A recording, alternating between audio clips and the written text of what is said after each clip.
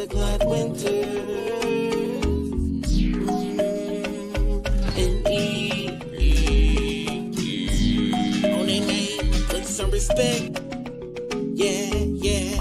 I think it's time for reality check. Yeah, reality check. Gotta get you back on cold. Reality check. For the young and the old. Reality check. Yeah, heal your soul. Reality check. Get ready for the show.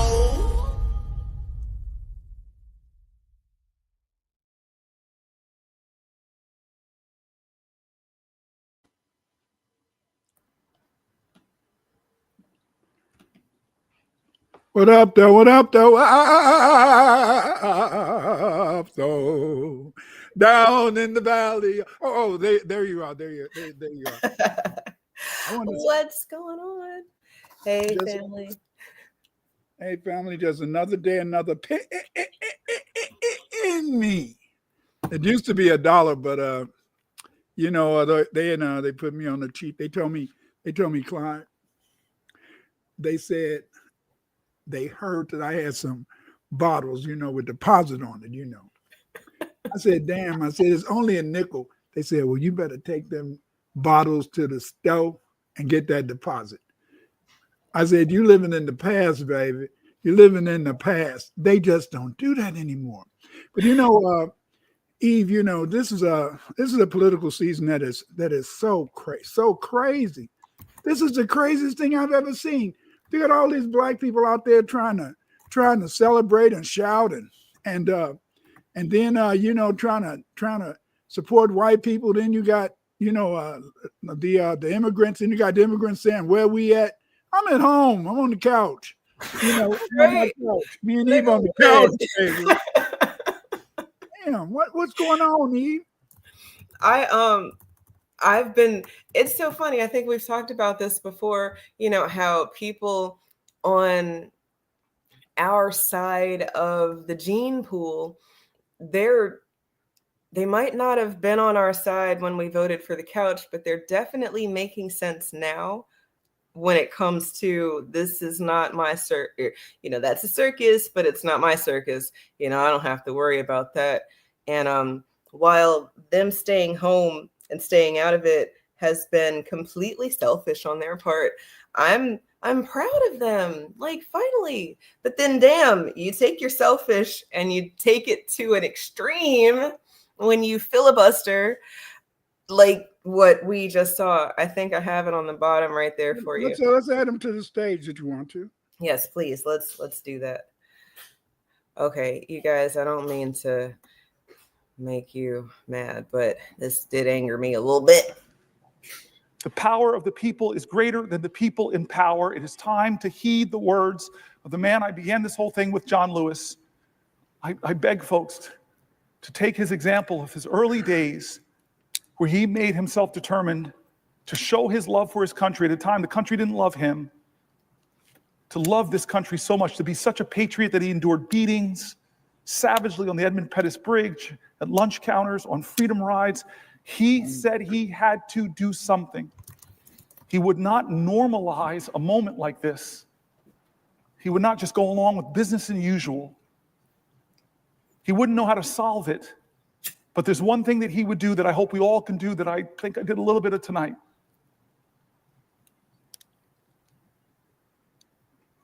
He said for us to go out and cause some good trouble, necessary trouble, to redeem the soul of our nation. I want you to redeem the dream. Let's be bold in America, not to mean and degrade Americans, not divide us against each other. Let's be bolder in America, with a vision that inspires, with hope that starts with the people of the United States of America. That's how this country started. We, the people. Let's get back to the ideals that others are threatening. Let's get back to our founding documents, that those imperfect geniuses had some very special words at the end of the Declaration of Independence. It was one of the greatest in all of humanity declarations of interdependence. When our founder said we must mutually pledge to each other our lives, our fortunes, and our sacred honor. We need that now from all Americans. This is a moral moment. It's not left or right, it's right or wrong. Okay, so You know that nigga's wrong as hell. It is left and right. This nigga's wrong as hell. I'm saying I have a left hand, I got a right hand. Now, what he probably is trying to do, and this is what I see them doing, and this is both sides of the fence, right? That's what he's trying to do. He's trying to say that both sides of the fence aren't the same, but no, it's not a fence. It's a bird. And then it's two wings of the same bird. You're not going to have a bird out here trying to go one way and trying to go another way. I mean, show it to me. I will cash app you $5. Okay, took too long. Now I can't do it. So if you find it though, put it in the chat, because that's right. Put it in the chat and you got 5. Oh, it's too late now. Too late. It took too long. You know, I was wrong. That wasn't a filibuster. A filibuster, just for anybody who's saying that was a filibuster, that wasn't a filibuster. A filibuster blocks legislation. So like a law has to be trying to get passed or trying to get revoked or changed or whatever. And then the Senate people would filibuster, talk for a long, long, long time and try to block it. And then something happens. What Corey did, what Mr. Booker did, is called a marathon speech.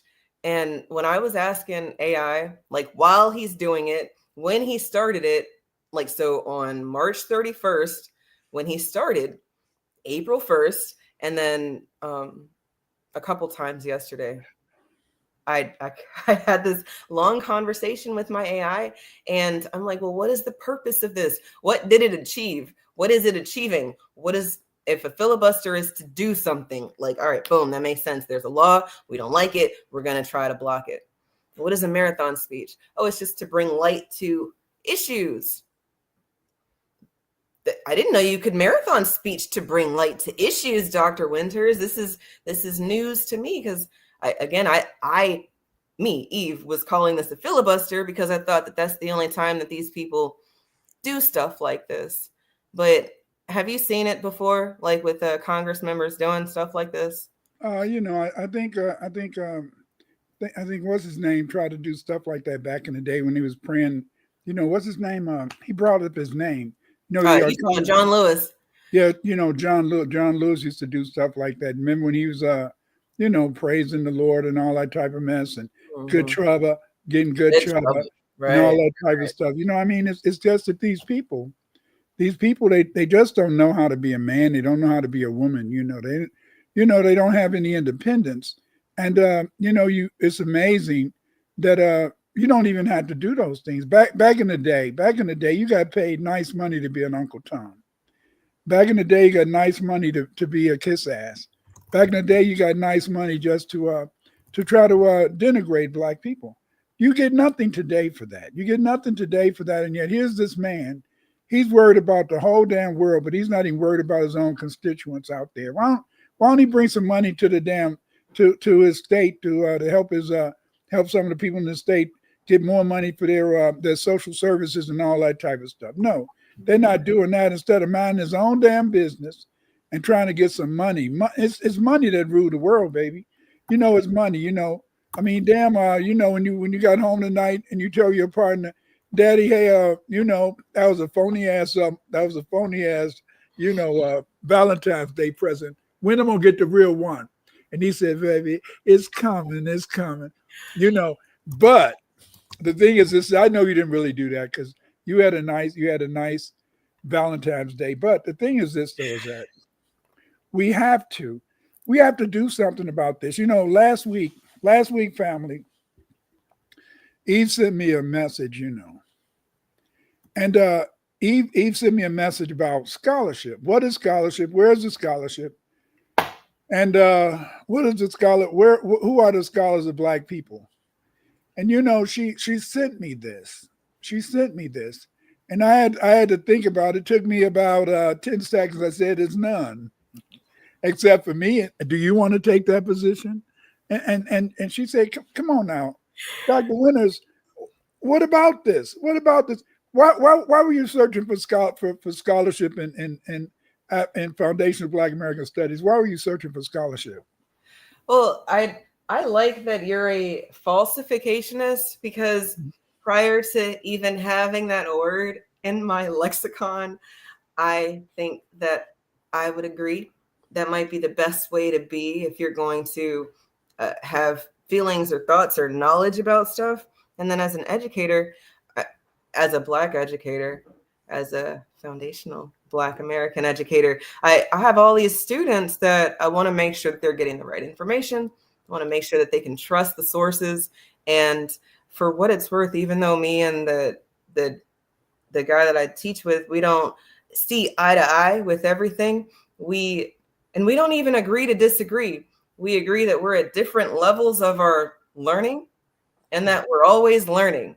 And I don't think we've ever had an argument, even if it's something that we don't agree on based off of what we've learned. And I think that as long as you keep it there, then why do we have where is all of the dissent coming from? A lot of people's disagreements come from, or at least in my opinion, from people not having the same conversation. People don't know what they're talking about. And then instead of sit and pause and try to get to that understanding, you'll just go be mad or revoke, withhold. You'll just act out based off of how you felt about the disagreement that happened based off of the misunderstanding that happened. And it never had to be like that. So I've been watching these channels. I've been watching you on other channels. I've been looking at the comments and I'm like, Dr. Winter's got to have somebody out here. There's got to be a peer who's able to do the thing where, our country, we have the Navy, the Army, the Marines. We got all these different types of protecting ourselves or doing other stuff. Why don't we have that with us?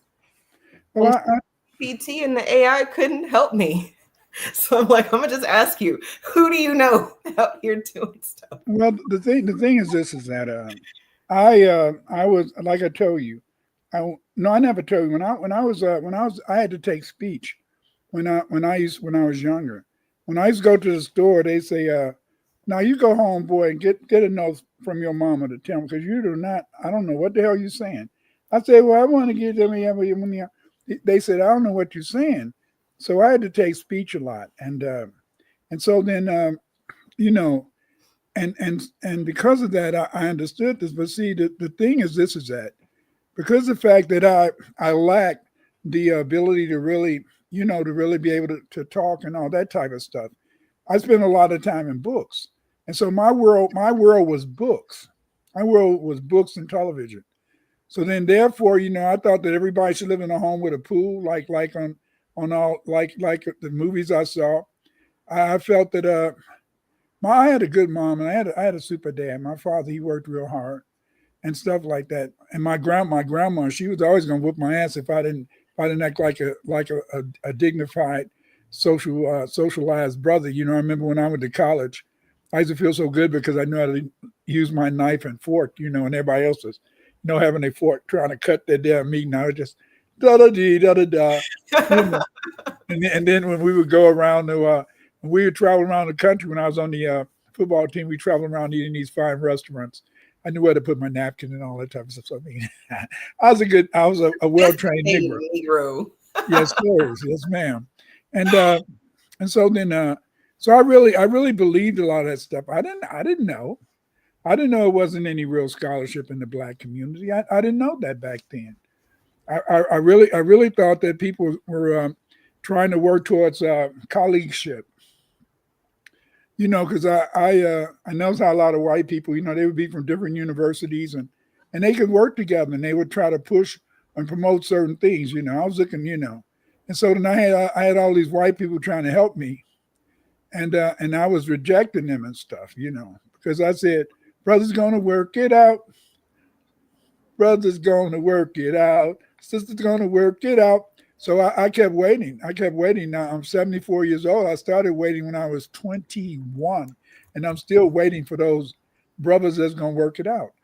And it was kind of a little bad at first because I remember back in the day it was people like Anderson Taylor, Ira Carruthers, people. These were the people in the in crowd. These were the people in the in crowd, and that was back in the late 70s. You see, but see, I made a mistake. I thought that you're supposed to do scholarships. So I had my first article published when I was 22, 21, 22.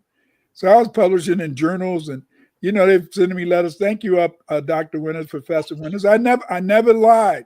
I never said I had a PhD, but I just saw how they wrote the articles, and I wrote them. So I published articles written in French, Swahili. I mean, damn, I was a writing fool.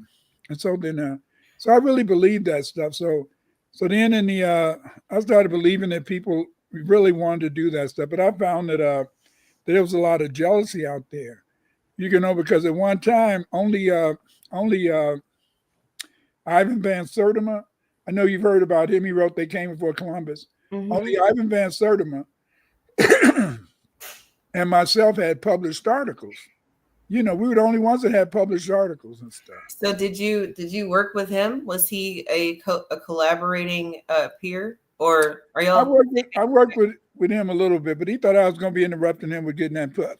Anyway, I didn't say that. I didn't say that. But he thought I was going to get in the way of that thing. And I was married. I had one wife, and my wife was hard enough trying to satisfy her. So how the hell am I going to try to satisfy the world? But but Ivan used to have those women throw that stuff at him and all that. And mostly all those brothers were cheaters. Mostly all of them were cheaters and stuff. Because see, I understood that if I'm always in front of people, then women look for people who they feel are being representative, or they feel are examples of manhood. And so when you're doing presentations, all that type of stuff, then people in a sense get the wrong idea. So back then Ivan he was the only one, Then Ira Carruthers at Northeastern Illinois University, he started the Kemetic Institute. He got hooked up with some of the other brothers, and then they became the so-called Black Mafia, And so then, they were the Black Mafia. And so, like self-identified Black Mafia, they are just out here keeping Black empowerment for us. They're keeping Black empowerment for themselves. Because see, it was like I told you, it was just a way for a lot of brothers back in the day to get some easy sex, Well, look, I think about the church, right? And I know a lot of people think that priests are celibate and abstinent, and very pious and stuff. But I find that I've seen in the churches all sorts of sex happening at church, and it seems like when you've got access to the word, depending on whatever word it is, and then if you are divinely inspired or supposed to be here, it is your gift, then you pass out this gift. I think I've seen like 5 different videos on different channels of in Africa, right? You'll have a preacher, and he's been possessed by the spirit, and then he's got to do these things to the women in the congregation, because that's how he's going to help them, and that's how they're going to get their blessing. And I'm like, okay, so this is all of these environments are either going to help you get to the next step or keep you exactly where you are, but confused, and you have no clue why you're not receiving blessings, or why that you're just paused or stunted. But see, we could never have a black church because of slavery. In fact, in a sense of it, because you have to remember, it's only among Western, people in the Western Hemisphere where single motherhood is acceptable, and that and there's no stigmatism on bastard children. You know, remember my wife said, "Hell, I got to start a bastard club," but my baby dad was silly, so I'm gonna start a bastard club, and you know, and because she said I'll start a bastard club, and all the black people who got fathers, they know they got a father somewhere, but they didn't grow up with that father in the home, so we Yeah. could all be we could start the bastard club. But the thing is this though, is that it was very, very interesting, because the fact in the sense is that over here, because of slavery and people could rape you, and if they could rape you, it was consequences, because the woman might put glass in your food, burn your house down, or whatever. But there were consequences. But again, they did have this access. They did have this ability to misuse people, you know. Mhm. And so then therefore, in a sense, it put among people this whole idea that's one of the reasons why in most of the world, your legal rights are based upon your father. They're based upon your father, whereas North America is the only place where your legal rights are based upon your mother. That That's you have all of North America or here in the United States? all of North America. All of North America was a slave state. Maybe not in Canada, but So I'd then say I'm sorry, I wasn't shaking my head at you. Shaking my head at her. But I mean more like the you hear people talking about, well, the French colonized like this, and then the Spanish colonized like this, right. but the English colonized like this. And Yeah.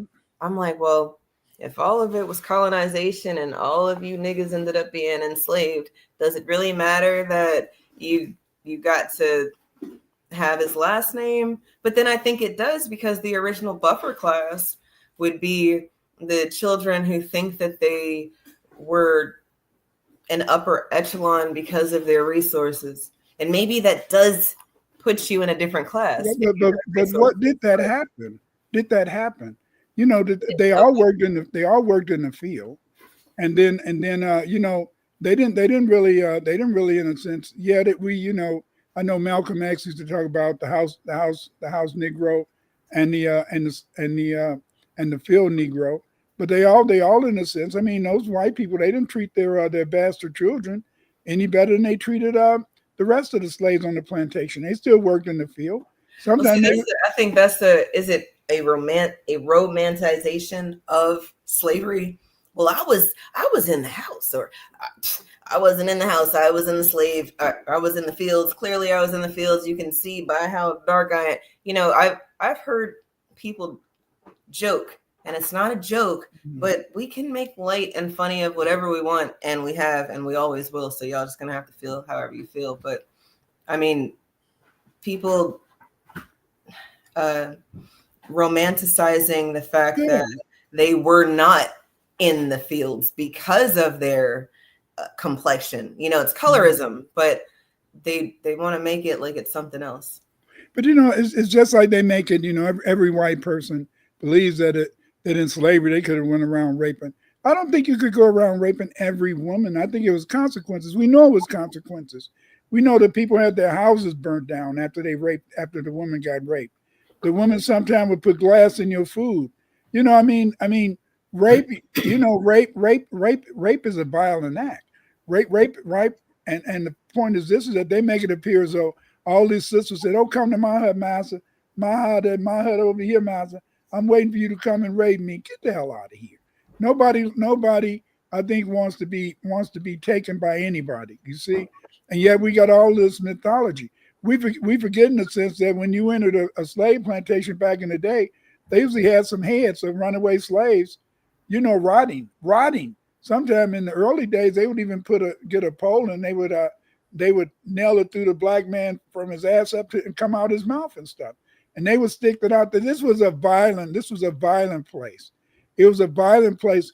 But the point is this: is that I'm working with this woman. She's getting her PhD, and I'm her advisor. And you know, and the thing is this: is that we sometimes talk about. She wants to do her stuff on trauma, and I've talked about some of the stuff that she does. But the thing is this: is that just look at this: is that Look how we were able to go through this traumatic experience and still come out of it not really weak. And yeah, they talk about we have slave syndrome and all that type of mess. No, we did go through this traumatic event, but at the same time we went through this traumatic event, we were able in a sense to not suffer from it because we still found a way to fight. See, okay, yeah, okay, you raped me, well, I'll burn your house down and stuff. I think Mary Jean burned your house down. Mary Jean, you burned the house down. No, something I wouldn't do nothing like that. Then she, I'll burn that motherfucking house down. I wish his ass wouldn't have woke up. But you see, but the thing is, this is that you gave people what they wanted. And so then when you really look at the plantation, when you look at how it happened, you say, damn, how could these people live in such an environment where they had to struggle, they had to do everything, you see, that there was nothing given to them, you see, and yet at the same time we came out of this, and we're not debilitated today. So,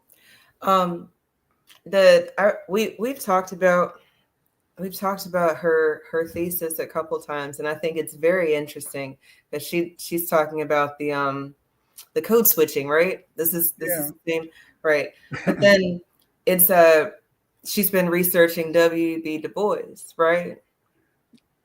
She researched the phenomena of code switching and what it really represents. Right. Not just Du Bois, but her whole idea is her thing is trauma, group trauma. You know, you have group trauma, you have single trauma, and yet the thing is, this is that so she's been a lot of things I hate that she changed my mind about. I used to love that whole idea of the talented 10th, you know, and I saw that as a beautiful thing. But then when she started bringing the fact that was disassociation, in other words, you were crazy, you know, you're crazy, you know, and then how we code switch, you know, and the thing is this, that's crazy in a sense, you know, why do I have to code switch when I get around those people? Why do I have to code switch when I get around them? Why you know? And then when I was growing up, I'd hear these people on TV. I was this is going to be his vibe. She's going to see, and then the same people I see him in the hood. The rain in Spain lands mainly on the plain. You know, they're talking. I can understand them very well, but when they got around white folks, they be mush mouth and stuff. That's why look at today. You hear any mush mouth Negroes today? Hell no. See, hell no. Well, I think it's a different type of mush mouth, and it's crazy that we're here because you mean April Fool. No, well, yeah, that's exactly what I'm talking about. He said a whole lot of nothing, right? And one of our first messages, shout out to you all the way free. He said Cory Booker looking like he's talking about nothing, and I know he's giving a little. That's a Kendrick Lamar ode, because he's got a song where he's like, "What they talking about? They ain't talking about nothing." And if you listen to the Democrats, it's a whole bunch of nothing, a lot of this. What are they actually saying? Nothing. He went up there and spoke for 25 hours. Not only do I think that was drug induced, but he didn't say anything. Nothing happened. There was no tangible anything that happened other than, I don't know, he got paid. And we were talking about that earlier. He gets paid $200,000, you guys. $200,000 to not do anything, not say anything that makes sense. When I was looking at his net worth, they said that he's worth over $10 million. So can somebody make that math for me? You get $200,000 for being a senator. I don't know how long he's been a senator, but I don't think you get to $10 million unless you're privy to some things that other people aren't privy to, or that's the whole. Remember that's a big thing they used to talk about what's her name when she used to run the Congress, because remember, in a sense, they know where to put their money investments. They know how to invest their money. I mean, that a lot of black people became rich in the 2000s because the fact is that they could get into crypto and they could get into stock, and nobody saw them. And so then because nobody saw them, they couldn't put any obstacles in their way. Right. So if you bought Bitcoin or you bought other things, then you could go. But see, and so then that's when a lot of black economics started moving out into the when people started making a lot of money. But when you talked to me the other week and you talked about scholarship, you don't know how deadly that word is. You don't know how important that word was to me. That was a very important word to me because, as I told you, since I couldn't talk and I couldn't talk real well, I always had to take speech and all that. Then I just and I got too much in the books. Because I got too much in the books, I really believed the world was like in the books, and the world wasn't like in the books. I should have known that.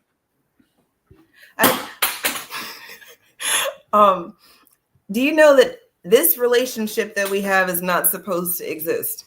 Like, not only are we not supposed to be friendly because you're one of the old niggas, and I'm not quite there yet. I'm an old lady, but just not there yet. You are an academic person with interests that could easily bore me, right? And I think that history probably was boring for a lot of people because they couldn't keep up with the dates. But y'all, I'm gonna tell you, I think that maybe it's just because you realize that the curriculum was full of shit, and why are you gonna sit there and waste your time learning a bunch of shit? So you just toned out, figured out what you needed for the test, and then it's gone. Move on to the next thing. Just get by.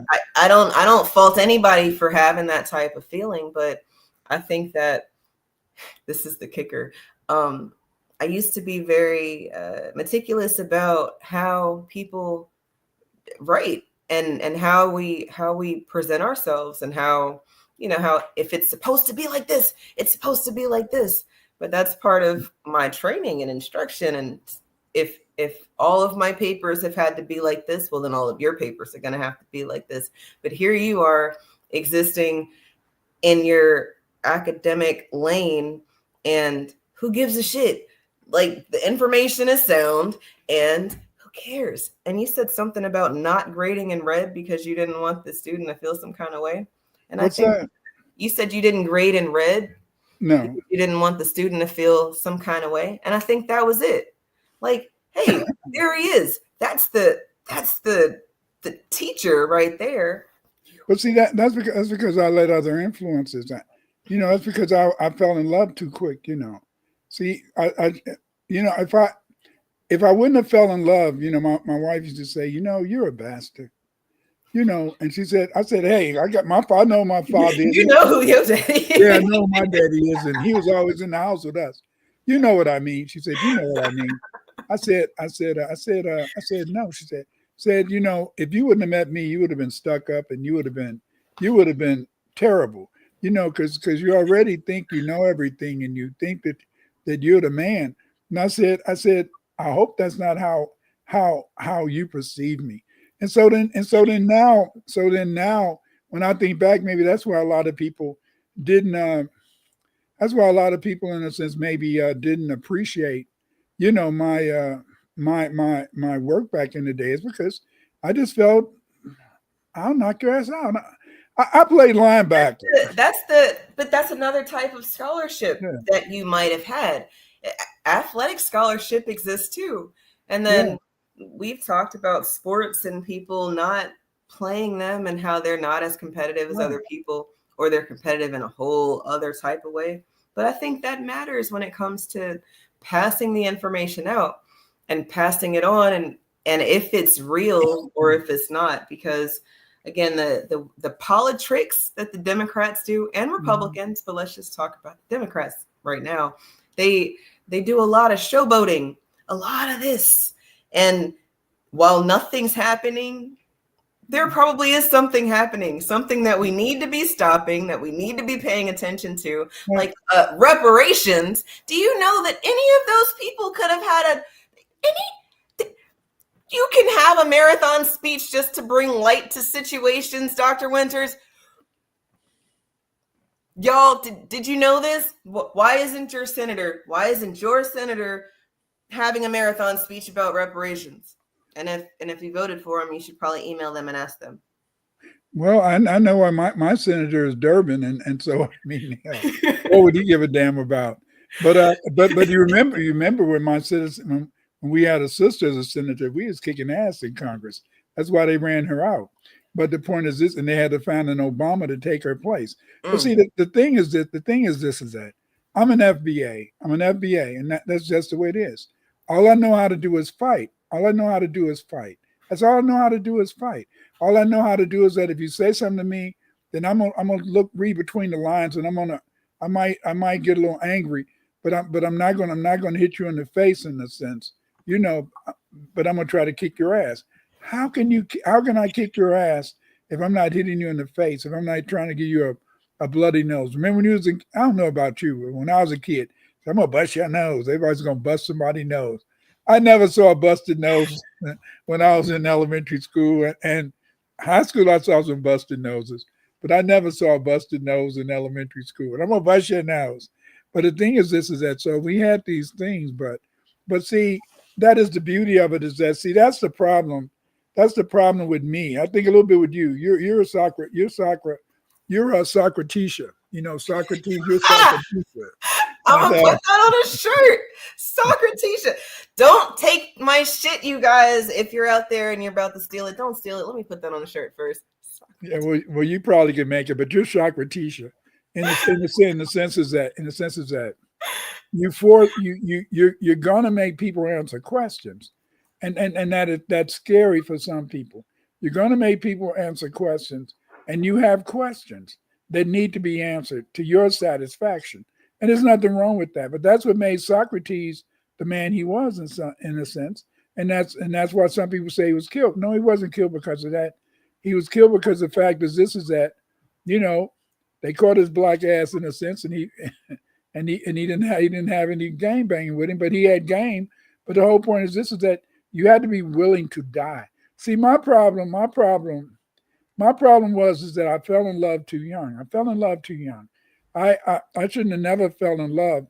If I wouldn't have fell in love in high school, if I wouldn't have met my wife, I would have probably had a totally different life. I'd probably be a professor right now in a sense, at Harvard, and all the white students would love me, and the black students would say, I don't like that. That nigga ain't never done nothing for me.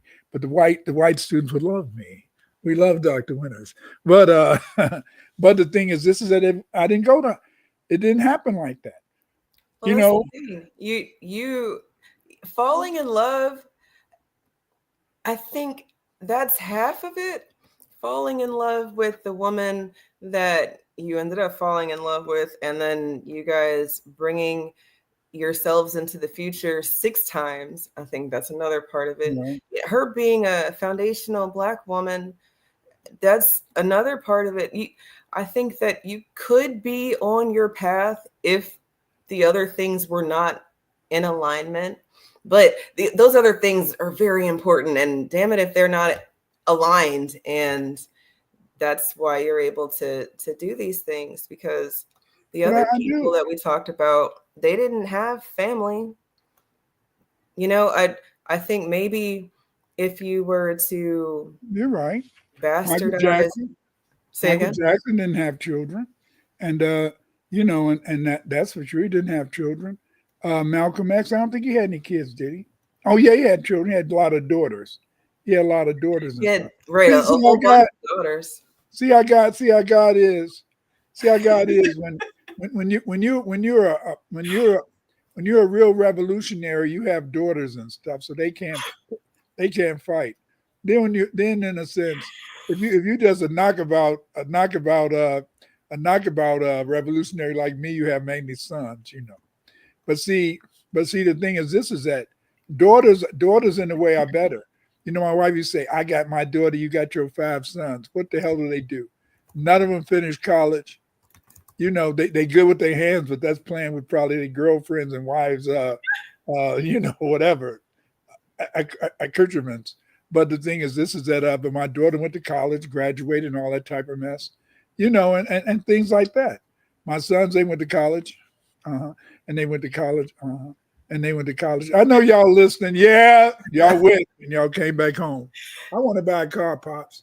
Okay, get a car, but you're not going back to school, you know. And so then, and so then that's it. And so look at us. Look at this, Eve. Is that when all your intellectuals don't exist, who do you look up to? Well, that's the thing. When you told me about some of these people, and I had heard about them before I heard about you, but they were using your stuff, that really bothered me. I mean, it bothered me in a way that, how can you just be stealing shit? Just stealing it. But then maybe you didn't know. No, they knew.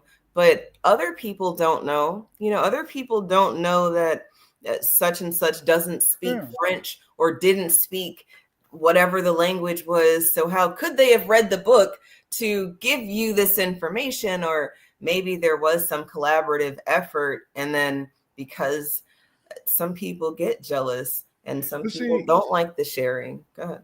But see, it was the clique, you know. I remember when I first started in the Northeastern Institute. It later became the Comedic Institute, and that's where, you know, Anderson, Arcaros, all those brothers came from there. And so then it's something about Chicago. When you come from Chicago, you just bad. I mean, that's what John Hope Franklin, he was here first. Carter G. Woodson, he came from Chicago. That's when, after he made his name. It's something in the water here that makes you have that drive for scholarship. And so then I went to university, and because of the fact that I didn't come from a bougie background. You know, my father, he was a construction worker. My mom was a housewife.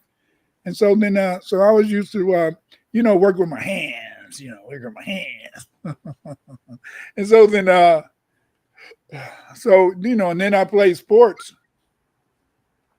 And sometimes I think it's my position too.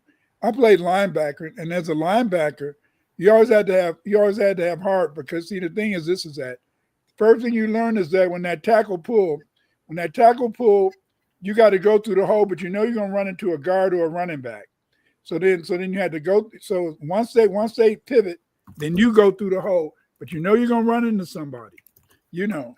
And so then that always taught me that I could always kick your ass, you know. And I was only 180, and all the tackles 230, 240. And so, I mean, that was just the way it was. So I got used to pushing big guys around, and I brought that into the world of intellectualism, you know. And so then, so it was just very interesting. You know, that I met all these people back in the day. But the thing is, this is that because of the fact that my wife had told me, she said, you can cheat on me. She said, you can cheat on me anytime you wish, but don't ever ask me to forgive you. You see, I said, why not? I said, my daddy, you hoe. I mean, why can't, what make you different? Your daddy got 2 or 3 families. I mean, he a hoe. She said, you can cheat on me. I don't care. She said, I don't care if you cheat on me, but don't you ever ask to forgive me. And don't you ever ask me for forgiveness. And you have to accept me the way I am after you cheat on me, because I will know, you know. I said, is she God?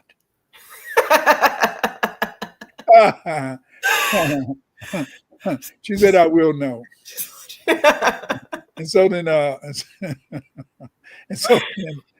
you know, she said, damn, you can do that. She gave me permission in a sense. But the whole point is this, she said, but don't expect me to be me to you. Because she said, I'm not going to be with you. And so I'm very happy, you know, because see, I never had a lot of money, but I had so much love. And the thing is, that's kind of, in a way, a lot of people see it as worthless, but then at the same times, I had time. I had somebody who let me know that it's more to life. And see, that's the problem with a lot of people today, is that they don't know They don't know it's other things in life. Because like when you told me that, when you asked me about the scholarship, and then you just look out there, you don't find it. It's not, they don't exist.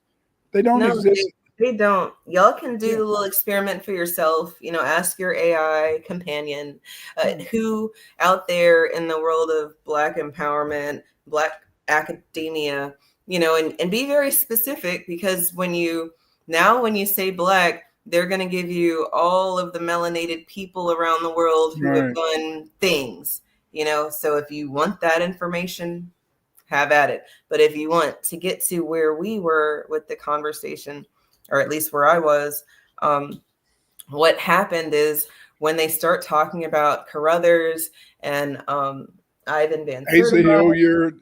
Hilliard, Sheikh Anta Diop, other people, because a couple of those people aren't even American, you know, so you're going to have to scratch them, period. And I don't mean like they're half, I mean straight up Senegalese. You know, that's not American. That's a whole other, that's the foreign-born Black who's here in America doing this scholarship. But what happened? It ended up getting back to you, but indirectly. The AI didn't want to say you're out here, but when it started listing all of these people, and I'm asking, well, what papers have they written? What articles have they done? Y'all know how easy it is to publish a book? It's very easy to publish a book. Do you know how hard it is to get your article published in like JSTOR or Google Scholar, or, you know, an academic source that's credible or accredited? Well, maybe it's as easy as publishing a book. I don't think it is, but everybody's not publishing articles.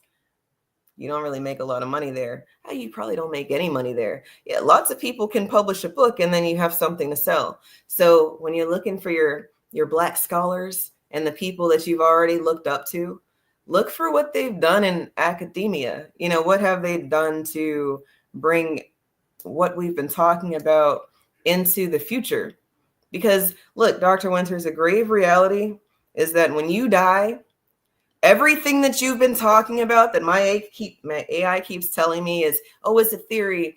Oh, it's controversial. Oh, he's the only one talking about it. So while it could be true, it's not validated through everybody else. And I'm like, well, damn, okay, well, I got a research paper about the elephants now, and I got to do a research about the Olmecs, and I'm going to have to, because if you don't have people qualifying what you've written, then when you die, they're going to wipe your shit off the internet. Our channel's going to go black, y'all. All of his channel's going to go black.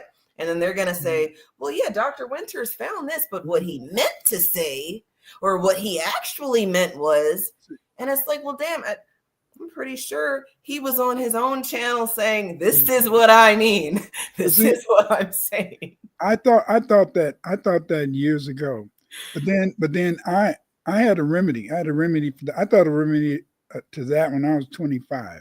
What's the remedy? The remedy is publication. You know, I didn't start publishing books until Kindle Press came along. But I've got at least 300 to 500 published articles, many of them in peer-reviewed journals. I used to do 2 or 3. I used to do at least 2, maybe 3 presentations every year for 20 years. So I got so much stuff out there. I was in so many different things, and the thing is, that's how it was, because I couldn't talk. Because I couldn't talk, I read books. The book said that scholars write, scholars do research. The book said that you become a scholar, and then when you become a professor, you have all these kids over your house, and they come into your house so that, you know, I mean, I used to have my wife, okay, get ready, you got to be a better cook, because when all my students start coming over, you're right, it was a joke. It was a joke. No, it was a joke. No. The only students that used to want to come over was women, and they didn't want to come to the house. They wanted me to come to their house. So that wasn't going to work out. So because see, I knew my wife had told me, said, you can go ahead and you can cheat on me, but you're not going to never have me. You'll have a facsimile of me, but you won't have me, And so then what do you want? Do you want me or the facsimile? And I like the real, nothing like the real thing, baby. You got to deal with it from that perspective.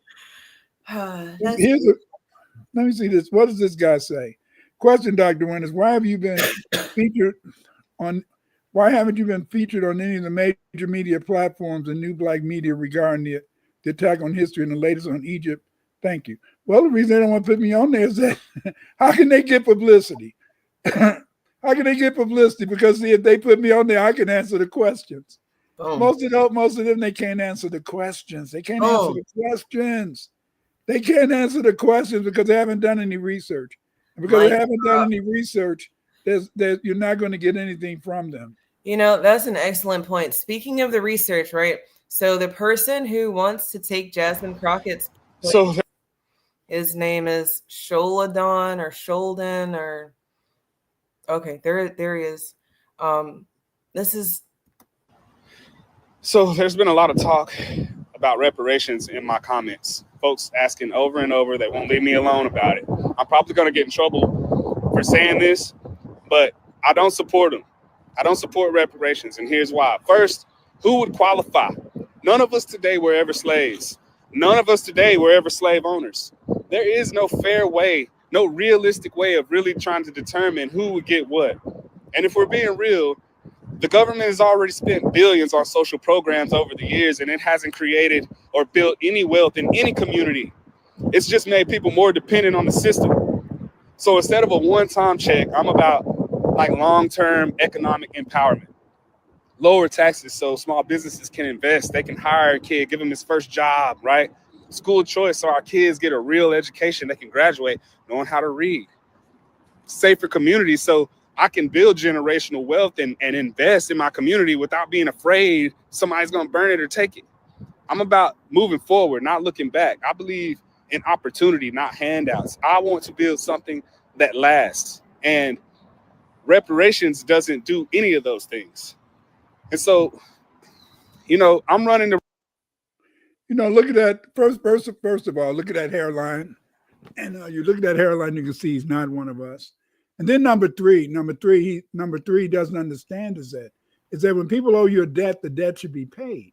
And look at what is shared. I'm sorry, just real quick. It's not a video, so we can still be on and talk. But look at that. No, not that. Yeah, that. So what he just said from March a couple weeks ago, that's how he felt a couple weeks ago. But on your screen is how he was introduced to us. The call for reparations is a call that's not going away anytime soon, July 2020. We're demanding reparations from all nations, states that participated in slavery. And then he's using ADOS in his words. America will deny, bury truth, and refuse reparations. That's in 2021. I mean, even to 2023, he's still talking about reparations. But now in 2025, he doesn't support them. And I think in that video or in another video, he talks about his constituents basically being Mexican and how they wouldn't benefit from reparations. So why would he run on reparations? And while I understand that, y'all, don't get me wrong, if you're a person going into politics, you got to know the people in your area. And if you're about to go represent a white place, they're not going to be all blackety black, black, black, or whatever. So if that's the role that you're taking on, fine. But he was always in this area, always talking to these people. Mm-hmm. So the shift, why the shift? Have we been fooled? Are they trying to fool us again? Don't do the loud, black, angry Democrat. Do the sensible black who knows how to talk. He knows how to present himself. Y'all, Jasmine Crockett has The View mad at her. Whoopi Goldberg and The View is mad at Jasmine Crockett for being too much. What? She don't. I don't understand. What did they say about her too much? You did tell me, please tell me you saw this. Jasmine Crockett called Governor Abbott. Here it is. Hot Wheels. Yes. She called him Governor Hot Wheels, and I died. I thought that was insanely funny. But then she didn't mean it like that. She didn't mean it like that at all. And she didn't mean it like that so much that And she wasn't talking about him being in a wheelchair. That's what she says. But look, y'all tell me. Just tell me. She's not talking about it like what she said, or is she? Attempting damage control over comments she made about Texas Governor Greg Abbott. Y'all know we got Governor Hot Wheels down there. Come on now. In a social media firestorm, Crockett accused of mocking Abbott's use of a wheelchair during a speech at a human rights campaign event. House Speaker Mike Johnson blasting that remark as, quote, shameful and outrageous. Is another day and another disaster by the Democrats. The Texas governor, who was paralyzed more than 40 years ago when a tree fell on him during a run, responding on Fox News last night. The reality is they have no vision, no policy. They have nothing to call hate. President Trump also weighing in on a conservative online talk show. She's a lowlife, and she's a very low IQ person and a lowlife. In a lengthy post on X, Crockett now saying she wasn't thinking about the governor's disability, but rather, quote, the planes, trains, and automobiles he used to transfer migrants into communities led. I have to stop it there because that's where I got confused, y'all. Governor Hot Wheels is supposed to be representing him transporting people and not his wheelchair and how he transports himself places, because Jasmine, I was on your side when you called him Governor Hot Wheels. I just was like, damn, they are glitching on our side. Remember, I started talking to y'all tonight about the fact that the Democrats are or these black faces that were not on our side when we voted for our comfy couches are now saying things that sound just like what we were saying. It's not my mess. It's not my problem. That's y'all's problem. We're going to stay over here and season our food and have cookouts and not invite people to them. That's right. And we're going to season all the food. We're not just going to put salt on. We're not going to wash our food in the bathtub. That's right. We're going to put it online. We're going to put some Lowry salt. I'm going to get some Lowry salt, not just salt and pepper. I got to get some Lowry salt. Yeah, Lowry. Anyway, I got to get that old girl, and I got to put her on everything. But the thing is that you get these Negroes, and I can say this because all my life I've been that black guy. That black guy. They go to black guy. They go to black guy, and I'm proud to be that black guy. Why am I proud to be that black guy? Is that I'm proud that I've always stood up for my people. I'm proud that I've always written by my people. I'm proud of my scholarship. I'm proud of the articles and books that I've written that are about us. Me too. Yeah. I'm proud of you too. Thank you. Thank you. Thank you very much. I mean, that humbles me, because the thing is that, I remember when I first got on the internet, I had all these people from India, Clay, because that was when the people from India were black. Now it's different, and so then I had all these followers, and so then because that's why I published articles. I always published articles because I said, yes, one day I'm going to die, but see, my work will always be out there. Because my work would always be out there, I said, damn, then I can never really die. I can never really die because my articles, especially my articles, about 200, 300, 400, 300 or 400 of them suckers out there. And, and I used to have a troll, a Spanish guy. And he got me kicked off of. Oh yeah. He helped me lose my job at Governor State because he was saying that I was a racist and stuff like that. And he used to get on the air and he used to always say, why are these peer-reviewed journals publishing your articles, Clyde? Don't they know that you're a black supremacist? Don't they know that you're an Afrocentric scholar? Why are they publishing your articles? Something wrong with those people. I said, that's because I write good ish. You know, Look, that's another point. I'm sorry, I don't mean to cut you off, but y'all, when it comes to scholarship, why don't y'all care? Look, JSTOR is a credible academic source. You see on the bottom.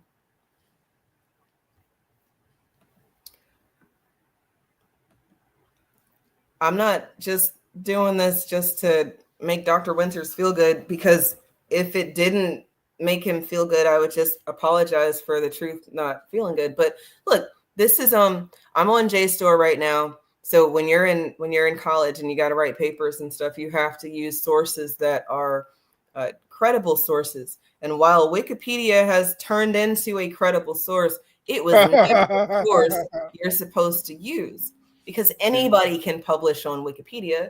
And if anybody can publish it, then what you'll have is you're going to be looking for the first people. Let's look for an article on the first people. And then you come across a 7th grader's presentation that they had to make for their digital arts class about the first people.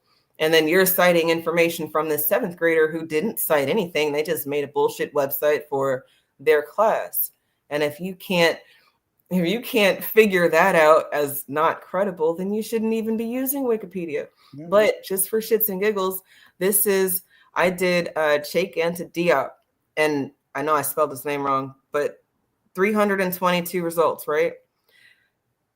I did Dr. Winters, 8,785 results. What? This is on JSTOR. Wow.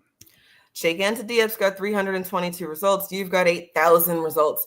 And fine, people will say, well, just because you've got all these different things published doesn't make you what have I been calling you to the AI? 8,785. Damn. That's you. This is yours right here. I mean, give me a name. Who have we been talking about tonight? Ivan Van Sertima. Ivan Van Sertima. 512 results. And this is people using him or his own articles himself. So as you can see, the first 2 are not his articles at all, but people using his article. So taking that with what I just showed you about yours, maybe it's not 8,000 articles. Maybe it's just 8,000 references of you. But when I see stuff like that, I'm like, that makes him the primary researcher. Like, we've got primary sources, secondary sources, and then, well, what is that? Well, you've got the person who was there experiencing the event. You've got the person who went there and got the information themselves.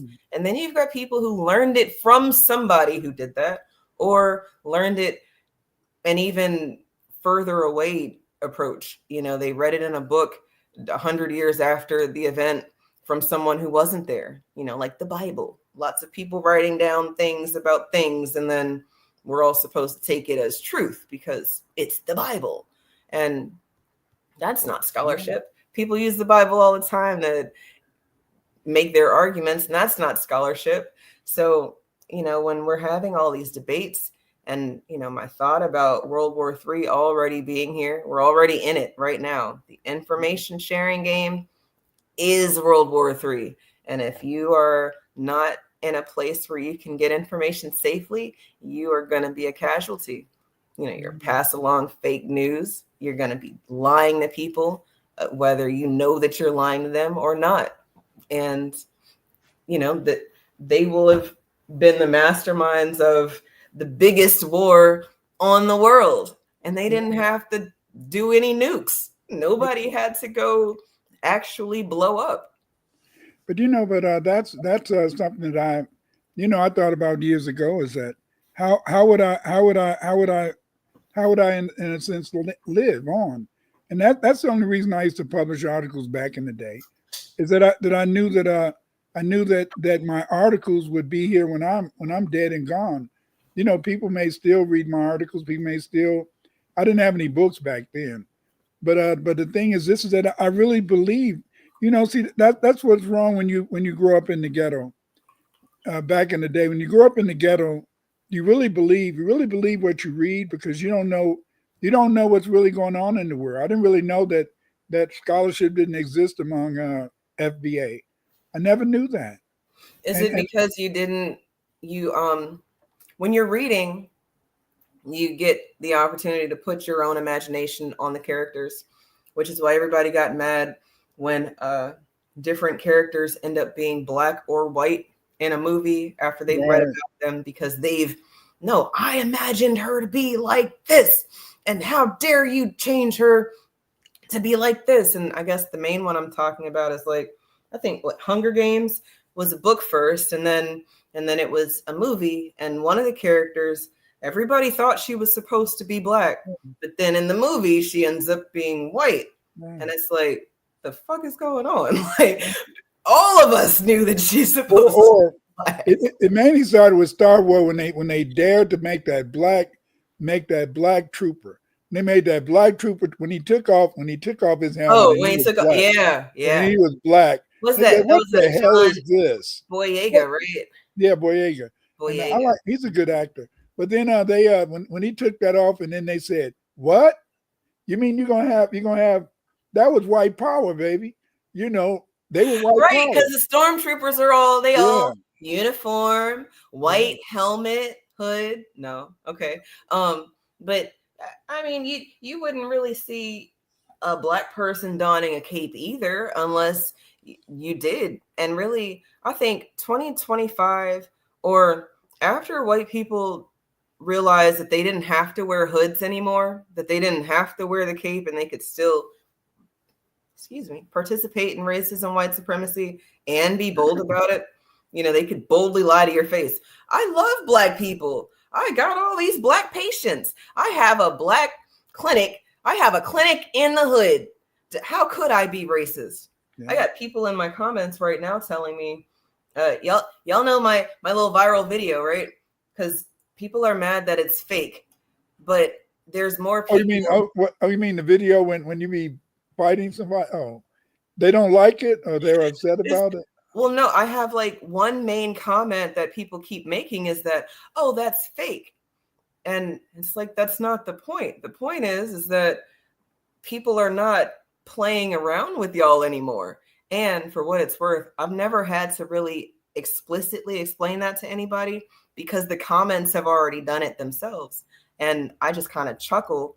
Like today, there was someone telling, I did respond to a comment today. He was like, I'm just laughing my ass off that so many people think this is real.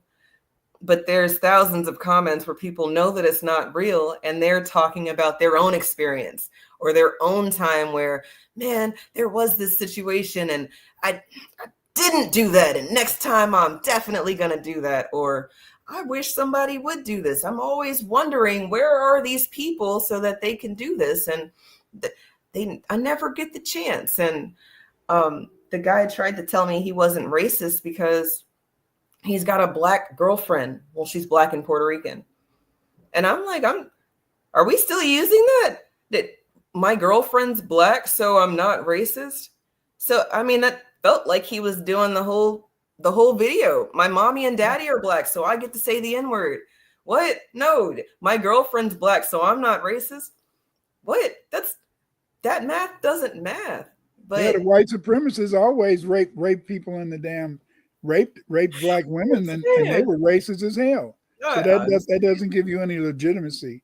But a lot of people, they get mad at me. They say, Dr. Williams, why do you say that a black person, a white person cannot love a black person? And they can't. There's no way that you can be exposed to all that propaganda and you can love somebody you've been taught to denigrate. And yet in the sense is that you can go into a business relationship. Marriage is a business relationship. Yes, it is. Don't get it twisted. Don't get it twisted, y'all. Yes, it is. But just because you might care about that person, it's still a business relationship. That's why everything had to be legal.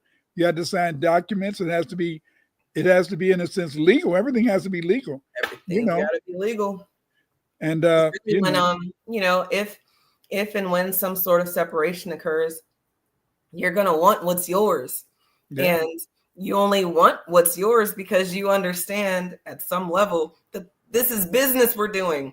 We bought a house together, or we actually have a business together, or just the different ways that we're bringing money into the house, or maybe the fact that we don't have to bring money into the house because we're already resourceful and financial. I don't know whose story that is. Not my story.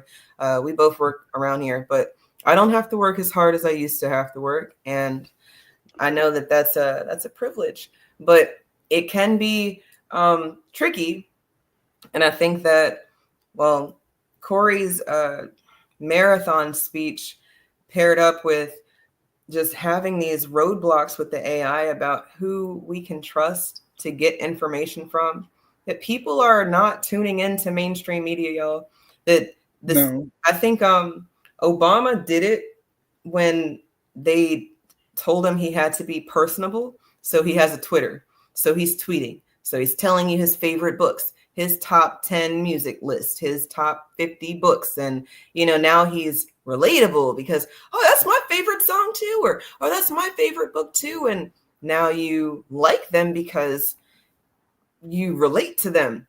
Never mind the fact that not you specifically, but some of y'all talking about children in cages didn't know that Obama had children in cages. Some of y'all talking about immigration, but not knowing that Obama is the only person who actually did something about the wall that doesn't keep anybody out of America with it, because they like him so much.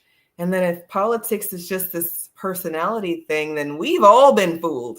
Because I thought it was about keeping us safe. I thought it was about infrastructure and building wealth, maintaining wealth. Where's the citizenship? Y'all learn it in kindergarten. Citizenship. Where is it? People who don't even speak English are allowed to vote on a ballot that's not in English. Right. Where's the citizenship? Yeah, and everything is complicated. Craig so far says, yes, marriage is a business. I remember my mom scheming on robbing my dad towards the end of their marriage. She wanted to get a gun and unload it on him. Well, hey, maybe he did the wrong thing. I don't know. Because go ahead. I didn't. My wife made me happy every day of my life, and so that was just the way it was. But I don't. Some things I can't explain. Some things I can't relate to, but I try to understand. But I do know this is that most relationships fail because people stop talking. You got to always talk. It doesn't matter how well you can perform sexually. If you can talk and make your partner feel that you're there, and not somewhere else, then I think that they can live with that. They can live with that because that's just the way it is. But I think that somewhere along the line we stop talking to each other and we stop listening. You got to listen. You got to take chances. And these are the things I think that people fail to do. And I believe that anybody can fall out of love. It's easy. I mean, look how, it's easy to fall out of love. But you usually fall out of love because you fail to be in touch. What do you mean? You fail to be in touch because you're not communicating. You're not listening. You're ignoring. See, I mean, damn, how many times, family, ladies, you had to maybe hit your man on the head. Are you listening to me? Yeah. What did I say? I got to go to the bathroom. Maybe by the time you come back. Okay, baby. Anyway, let's finish watching this TV program. I went to the bathroom. I changed the subject. Hell no, I wasn't listening. But again, I'm so happy that God allowed me to fall in love. I'm so happy that God gave me, because see, so many people miss out on that. They miss out on that. I mean, you can always get sex. I mean, that's nothing to it, But the thing is, this is that falling in love is kind of different, because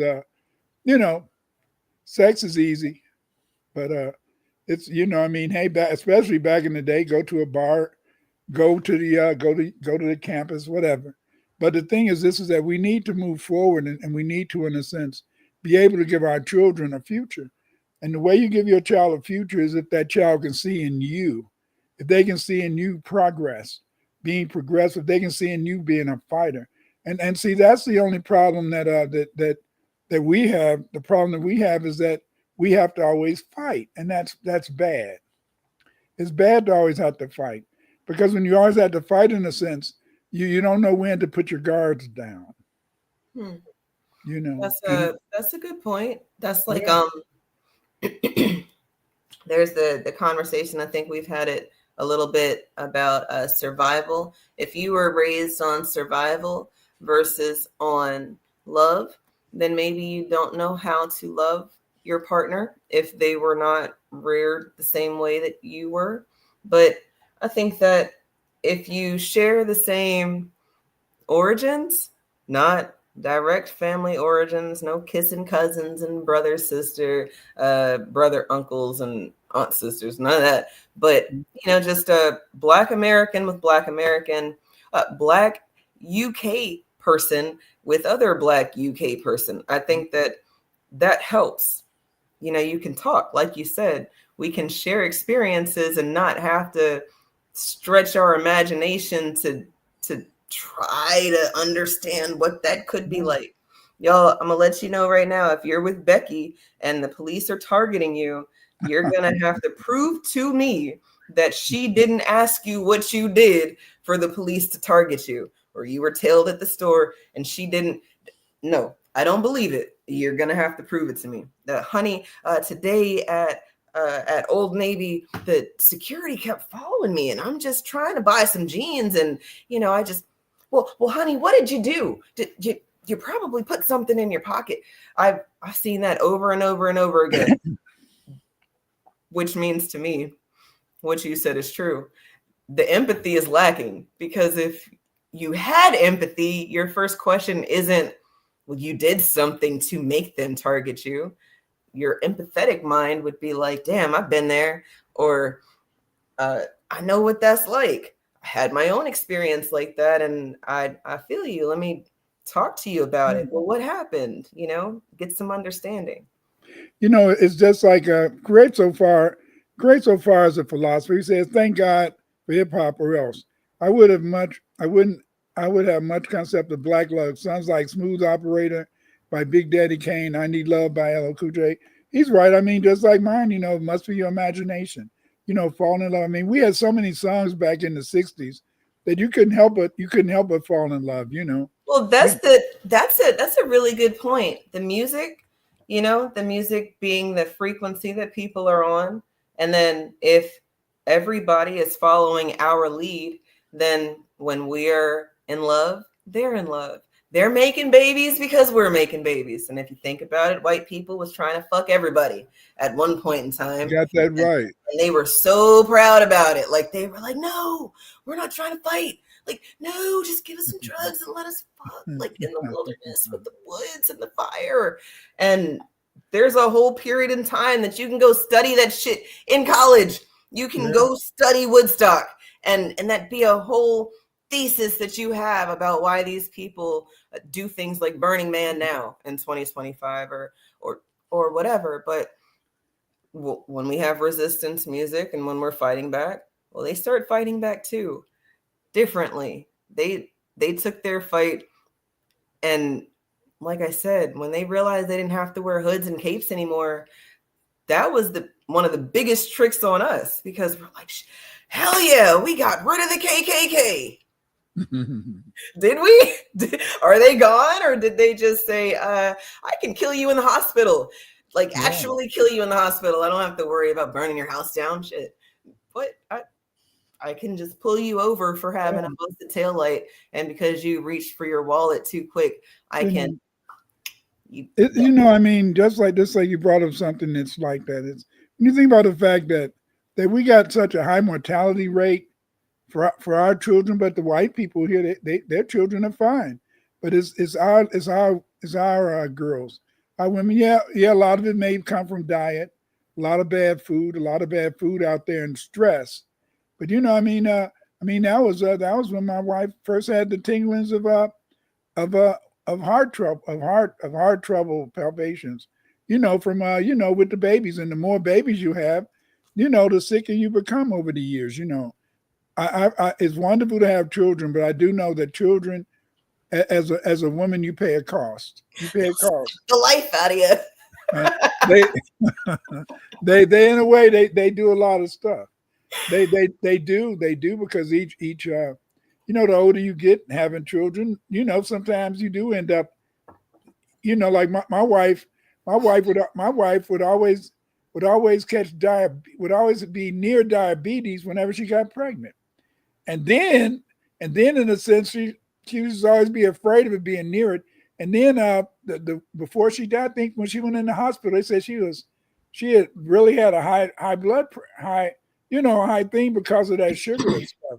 So children, I mean, even though as a woman, y'all do it with ease, and y'all don't, I mean, damn, y'all be taking some big chances having children. But, no, that's real. Those are life and death chances that people take, which is why I think that my parents did the right thing by making me afraid of being a single Black woman statistic, so that I didn't do that. Now, I'm not saying they did the whole thing entirely right, because too much sun or too much water can damage the plant or not make it as fruitful or productive as it's supposed to be. But I think that whole keeping your skirt down thing, they didn't do that.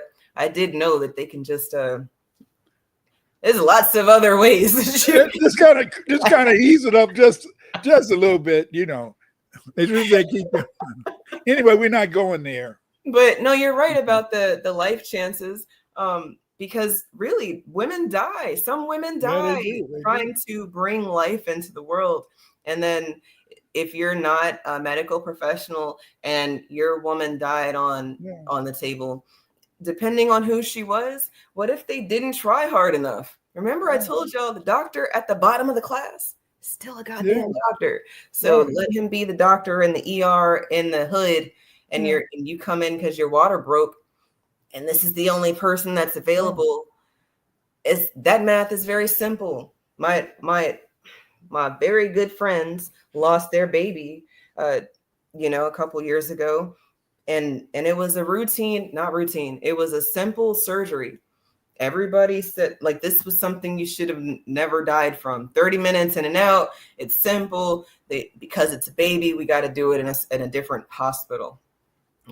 Their baby should still be here, but I think some doctors don't do what they're supposed to. They don't move fast enough. Or for some people, they move so fast where it's like, damn, this person would have been dead if we had waited 28 more seconds. But then that 28 seconds that they didn't give you is why you're dead, or why your baby's dead, or why something happened to you. Serena talked about blood clots, right? So she had blood clots after the baby, and the doctor keeps telling her that nothing's wrong. And she's like, no, something's wrong. And she's got all this money. Y'all gonna have to miss me with these doctors who's supposed to keep people safe, the same way you're gonna have to miss me about these cops who's supposed to keep people safe, and these teachers who's supposed to be teaching us the information. But they want to keep certain people safe, and certain people they don't. That's just, we don't want to. It's like you said earlier. You don't have to wear a white sheet anymore to be there, to be doing the things you do. I mean, you don't have to do that. I mean, you go to some of these hospitals, and I live in an urban area, so I'm mainly running into Black people, and a lot of those people be very happy to see you with a baby. But I can feel it might be quite different in other places where these people, they don't want to see Black babies being born, and I can believe in a sense it can be a problem. But being in Chicago, there's a Planned Parenthood in a neighborhood. Well, it's not in a neighborhood that I've ever lived in, but it was always on my way to home or on my way to work. And it's always white people protesting at the Planned Parenthood. And I always thought that was strange. I would always see these white people in rain, hail, sleet, or snow. They are outside of Planned Parenthood protesting, and y'all are killing babies, and they are, that's what abortion is. It's killing babies. But they don't tell you. They don't tell you why. All they need to say is that we are against abortion because we need white children. See, just tell the truth. We're for abortion if you black. Right. We don't need your children. Right. If they would tell the truth, then maybe they would do it. But no, most women like that freedom. Most women don't want to be burdened with a child. I mean, a child is a burden, and we love them. We love them. I mean, damn, I mean, hell, a lot of times I used to be saying, damn, why is that little person in the bed with me? I don't want him in my bed. I don't want her in my bed. What the hell is she doing here? That used to be my wife. I can't even grab her no more because she got you in the way. You in the way, But the thing is, this is that you don't think like that. You shouldn't think like that. But I'm not going to tell a lie. I thought like that. I don't think you're not supposed to think like that, because as soon as you stop thinking like that, then the children run the house. Yeah. No, but I think that if you don't care, then no, you're not going to have any thought about how they feel about things or how she feels about things or how any of it got here. I pity the fool who unburdened themselves from parenthood and then tried to tell everybody. I used to these black power people. Yeah. Sister, with your man. And then these lying ass sisters. Yeah. I feed my man first before I feed my baby. Then I eat last. No, you feed your baby first. I have never met a woman who didn't feed her baby before she fed her damn man. That's just the way it is, baby. That's the way it is, baby. And that's just, I don't know. Maybe I just ran into the wrong women. But see, your wife fed your children first? Yes. And then she didn't give them the big piece of chicken. Oh, hell no, or the big piece of cake. There you go. So no, if the children are eating first, maybe it's just Well, what I'm saying is that we would all. My wife used to like us all to eat it. They used to call my family the Brady Bunch. She wanted us all to eat. When they were young, when they were young, we all ate at the same time. As they started getting in the teenage years, then this wouldn't be at dinner, and that one wouldn't be at dinner, and that one wouldn't be at dinner because they might, by the time they got 16, they was working at McDonald's. Most of my kids got jobs at McDonald's and stuff like that. So, they were working. So a lot of times in a sense, and they don't want to eat. They may not want to eat and stuff like that. Mm-hmm. But my wife used to want everybody at the table.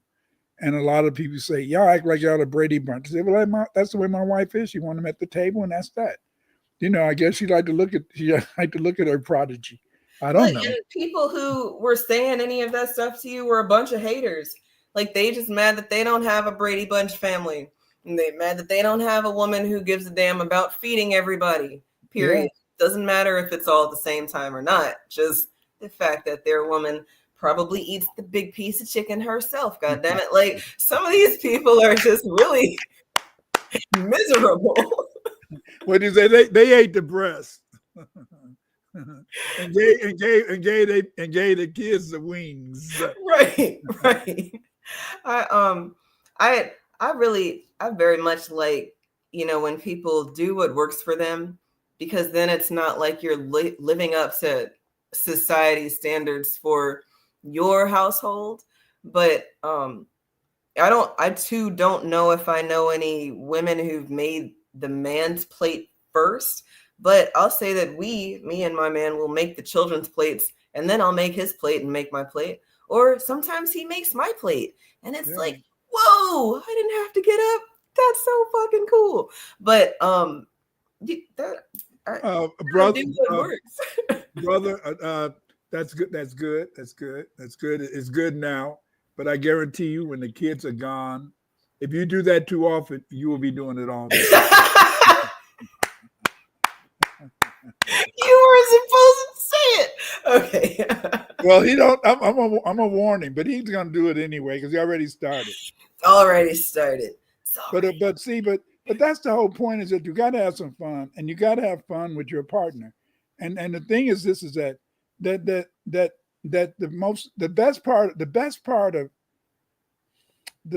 best part of marriage is to have a friend, a friend that you feel you can count on. You know, sometimes you can't, but most of the time, if you can have a friend you can count on, that's the best part of being married. But again, in a sense, is that so? Like I said a few weeks ago, when you brought up the scholarship thing, I didn't want to tell you that it don't exist in the Black community. But I mean, hey, one day, maybe it will. Maybe you'll get it started. You know, I'm 74 years old. Right. You're gonna get it started. You got it started. I can't start it because I'm 74. I'm not, you know, but see, the thing is this, you might in a sense, no, you're not. I was gonna say you might, no, you couldn't, you wouldn't, you don't have the patience for ignorant people. So it would be kind of hard for you to get it started. But the thing is this, is that just keep writing and publishing. You don't have that patience, Eve. No, I really don't. Children, I will give latitude to, because they're children.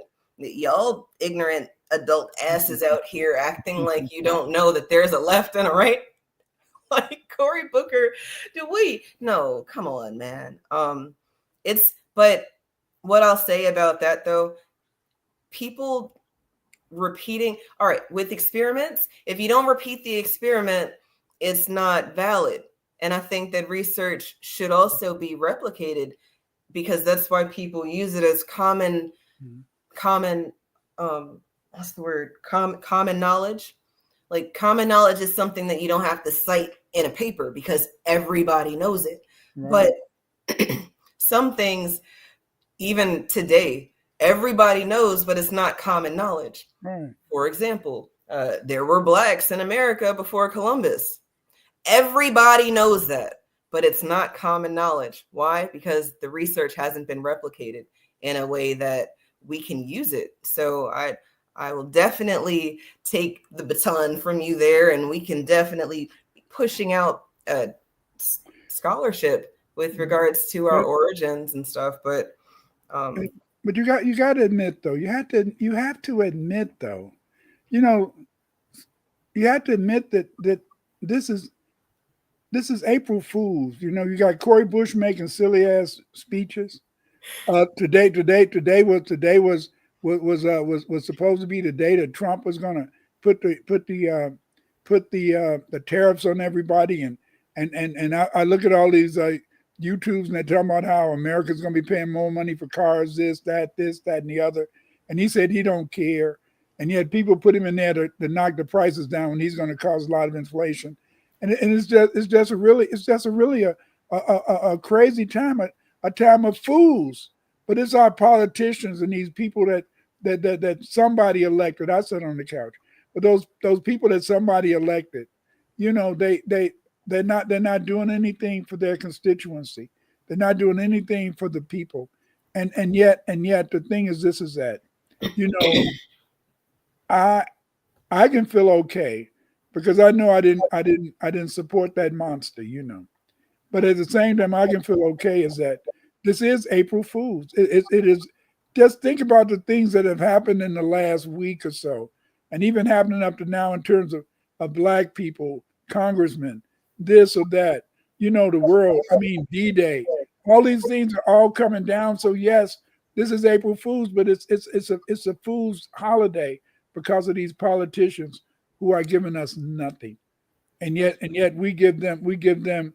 You know, we give them, in a sense, access to the purse, access to our homes, access to our minds, and yet they give us nothing but a bunch of.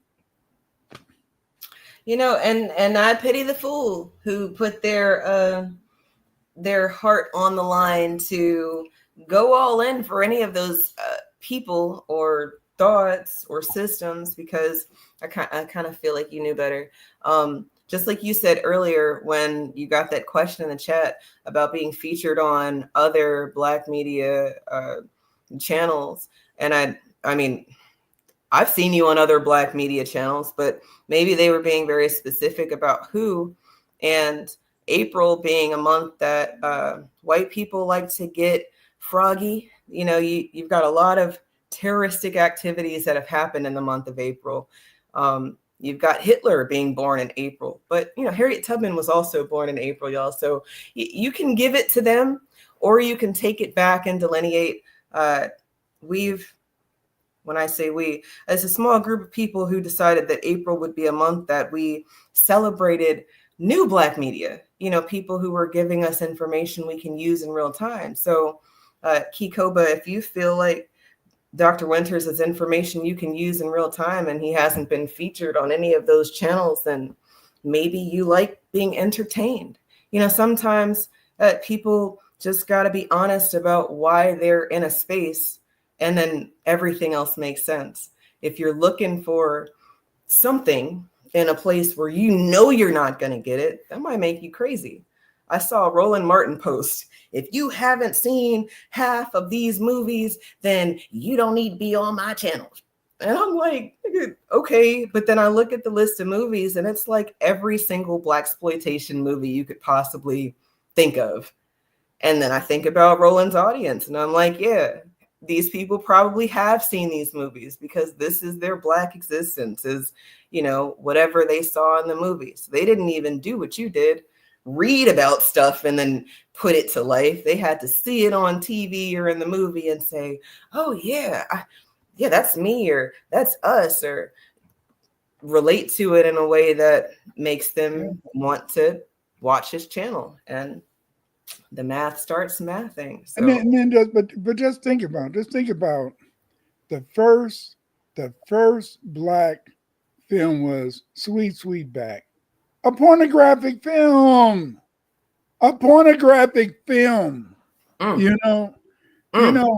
Everybody else, the Japanese, when they first made their movies, they tried to find, in a sense, an ideal state of Japanese society, the samurai. White people, when they wanted to make their movies, it was the cowboys, the heroic cowboy, the man trying to get things done. Black people, some white people make our movies. You heard what I said. Black people, white people make our movies. It's gang banging, Mm-hmm. It's thug life, thug world. And then in the sense is that they made that. That's not Black culture. That's not Black culture. See? But then they took a deviant aspects of life in urban areas, and they made that symbolized our culture. And yet our people allowed them to do that. We have a class of millionaires that all need their asses kicked, Ha! Yes, they do. They do, because we're the only people with millionaires that don't love themselves. We're the only people with millionaires who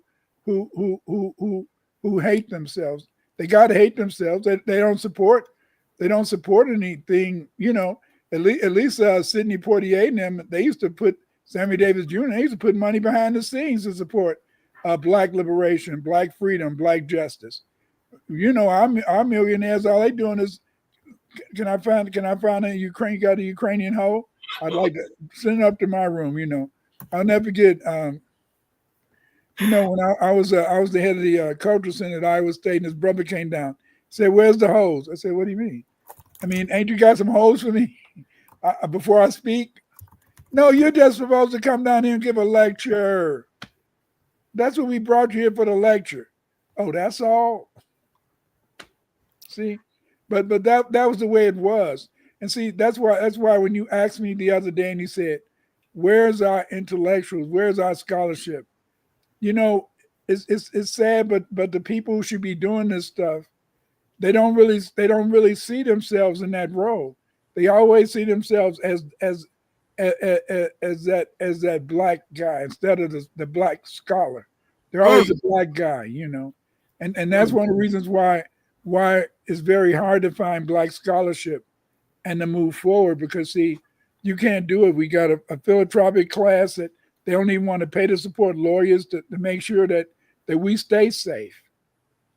See, that Constitution got so much stuff that we could just, we could be living like kings. We could be living like kings. For sure. I mean, really, the Constitution, the last amendment, y'all, right? Prove me wrong, but the last amendment was for Congress's pay and how they wanted to be able to get raises without having to worry about They said I'd lose my hair Okay, like my bro. mama did until I discovered how to activate Yo, my I healthy can't. hair. Listen up, sis. Let me put you can't onto something. For mute years, this they've been. thing. Okay, there it is. This video is exactly what we were just talking about. And was it pool tournament, poker tournament? What? Where in the hell are we? I just found out that you play it with a stick. I was doing it all wrong, so I don't know nothing about it. I'm between two journalists. I don't like the journalist sandwich. Look at you. I'm standing here, of course, with Arsenio Hall or Stephen A. Smith. Stephen A. He's been on my show, Washington Watch. Arsenio hasn't been on yet. He will be on. So, gents, how we doing? I'm doing wonderful, man. I can't complain. You're looking dapper as always. The scarf, everything like that. You know, come on, brother, got to rock the ass. You do what you do. That's you right. do. You do it well, Roland. You do it well, my man. Let me ask both of you something. One of the things we're focusing on with our show this week, dealing with athletes and philanthropy. And it's so amazing because you hear people say all the time, oh, they should be doing more, But does the average person really understand the stuff that a lot of these athletes do off the field, off the court? I don't believe that people do, but at the same time, I do believe the athletes on a lot of occasions have an obligation to showcase some of the things that they do, because if you are a role model and people are watching you and what you do, then maybe you need to show them what you do. And I say the same thing about the hip hop industry. I'm glad you got my man right next to me, because one of the things that I've said, I've tweeted about this, I've said this publicly. I remember I've told Snoop Dogg, Ice Cube, and all of these guys, the hip hop industry, they don't owe anybody anything more than they owe this man. Because this man right here, Arsenio Hall, was the one that was putting them on national television when nobody wanted to touch them. And he made them mainstream. And he used to highlight a lot of the things that they were doing. So what happens is that it's the same thing that you can say about professional athletes. It's not that you want to sit there and brag about what you're doing. What you want to do is what Zoe and Magic are doing tonight. Setting the example, publicizing the fact that this is what we do, this is why we do it, and this is how you need to go about doing it so you know better. now, the reason I played this, and for people who just logged on, we've been here for about 2 hours. You know, you can hit the back button and start it from the beginning. The Coon Awards is no, but this is April. Fool. And we've been talking about the politics and the politics. And well, Dr. Winters, I really think that us being athletes, scholarly athletes, is a level of warring that they never expected. We're supposed to be dumb jocks. We're supposed to be selfish and know that we're the shit. And I mean, you was a whole linebacker, which I like to fake like I know about football. I don't. I know that there's two teams. I know that on the team there's two teams, right? You've got a whole team inside of the team. So you were a defensive person, and that means that you could score a point, right? But then you had to stop the other people from scoring. Right. And I think that matters with what we've been doing and talking about this whole night with scholarship, and even last week. Hold the line. And you there by your fucking self. Excuse my language, y'all. But that really made me mad because the video I just showed you with Roland and Stephen A. Smith, that was from the 90s. They've been doing this shit for a long time, and then acting like this philanthropy is happening, and then acting like this scholarship is happening, and then putting themselves in positions of power to say that, or to be that, well, you just need to work a little harder. You see that person who did that, don't you? But see, that was the joke. That was a joke. I'll never forget my father. He did construction. And there was this Irish guy. And he used to always tell my father, Nobi, he said, no matter what y'all get, they're going to always trick your ass. He said, they're going to always trick your ass. And so what they do is that they allow you to say, I want this, I want that. Then they say, oh, you want some black people? Okay, well, I'll put in a lot of tethers. I'll put in people who are foreign blacks and let them be always played up, and then let them go to college, let them get to careers and blah, blah, blah, blah, blah. And then, and then we laugh. See, the white man liked to laugh at us. He liked to laugh at us, but he don't laugh at me. He don't laugh at me one damn bit because he know he cannot compete with me. He know he cannot stop my scholarship. And he don't know that somehow God blessed me, that my papers are out there. My research is out there. so that anybody that want to find the truth will find it. You see, and so then this is the whole point. You see, is that they tricked us, and they tricked us by making us feel we were winning. Anytime it's like Tariq said, anytime the white man tell you winning, and he says, see, you're winning, and this is how you won. That means you lost. Lost bigly. Oh yeah. You lost. See, and then the thing is, this is that. So when we had those two tethers in a sense, when they were talking about what they were going to do. I mean, there's nothing wrong with that. You know, a tether is somebody who comes from an immigrant background, and they denigrate black people, FBA people, or they put FBA people down. They serve in a sense as tethers, and a tether is someone who gets between FBA people and white people, and in a sense they are allowed in a sense to be able to be put into a position in which they don't deserve to be in that position. You see, you know, look how most of the people you see on TV today, they're mainly tethers. I look at ABC News. I like ABC News. I don't know why, you know, but then every time they have a black author on ABC News, morning news, before the end of that conversation, that person's gonna say, "Oh, I'm gay," you know. He's a gay person. and so then, you know, I mean, they act like the only people that write are gay. And so what does that do to your kid? That makes your kid feel I should be gay too if I want to be successful. Oh yeah. See? Or then they are so devious, y'all. And the trick is on us, like you just said. If they've had to tell you that you're winning, not only are you losing, but you've lost bigly. And I think about, have y'all ever seen the carrot that they use when they're training a horse? It's the strangest thing. Like, obviously it's not going to catch the carrot. It's not going to get the carrot, but the horse is going to run as fast as it can to get this carrot that's just out of its reach. And that's how a lot of us move through life. And we see the carrot, and I'm almost for sure some of us are dangling the carrot in front of our own faces when we could just stop participating in the shenanigans. But we like being fooled and tricked. Some of us like that shit, and they're not honest about it. I'm sorry. And see, that's what made that white guy my nemesis. You know, that's what made him so mad. He said, why do they let you publish articles in peer-reviewed journals when you're an Afrocentric scholar? Yes, I know my people are great. I know my people are best, and we've done great things, and I'm going to talk about it and stuff. But the point is, because it is real research. Right. It's written the way researchers write. It's written the way scholars write, because it is scholarship. Even though you may not feel it's scholarship because you're racist, you don't believe black people have any intellect. You don't believe black people, in a sense, really have done anything. But we built this country. We made this country. Mm-hmm. This entire civilization is based upon us. American culture is black culture. You see, yes. No matter, don't let them tell you nothing different. American culture is black culture. See, American civilization is black civilization. We do every damn thing that makes this country great, the technology, the food, the language. We done it all. See, right. We done it all.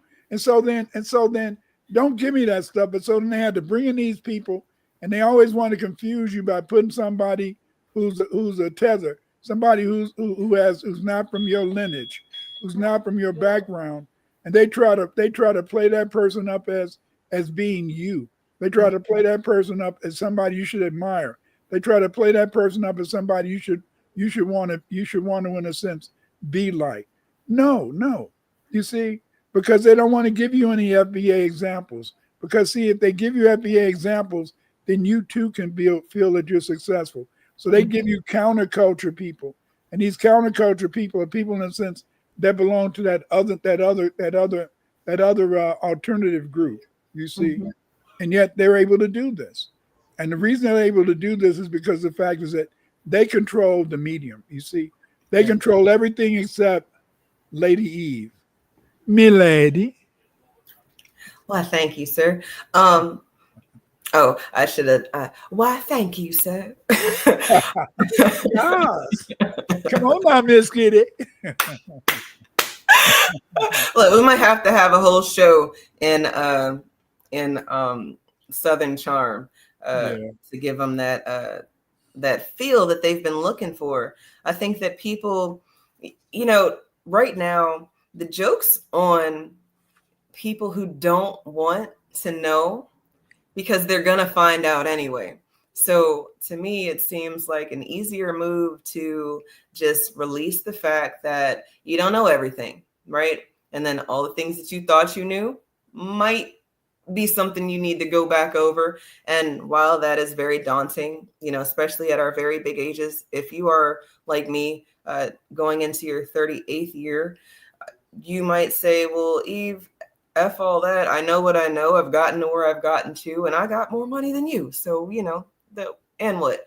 I would say, sure, that's a good way to be. But like you said earlier, we had a bunch of millionaires who need their asses kicked. And I don't mean they need their asses. And this is me. I don't know if you mean the same thing. I don't think that they need their asses kicked because they haven't helped. I think they need their asses kicked because they know better with a lot of stuff that they participate in. And I don't think it's anybody's job to uplift anybody because I think that it's your own job to do that. However, I know that they make it very hard for us to care enough to do that. So it's going to be a lot easier to uplift somebody else because you never have to look at home and the problems that you have at home. And if you're one of those blacks who was saying, oh, we ain't never going to get reparations and it ain't never going to happen in my lifetime, then yeah, you might look at other groups and children like, oh, those poor children in cages and oh, those poor children being separated from their parents. And down the street, you got Jerome, who was just separated from his parents because what's the word when you truancy? They didn't go to school for 2 weeks. There was a girl, maybe it was one of Kamala's situations, a girl in California whose mom was in contact with the school about the girl's condition. There was doctor's notes and all sorts of documentation about why the girl wasn't in school, and her mom still got put in jail for truancy. That was Kamala. Yeah, there you go. So people, they understand. Y'all understand the same way cops know how to treat people. They don't need more training. They just don't need to be a cop. They know how to do it. But see, people don't understand is that it's a psychological type.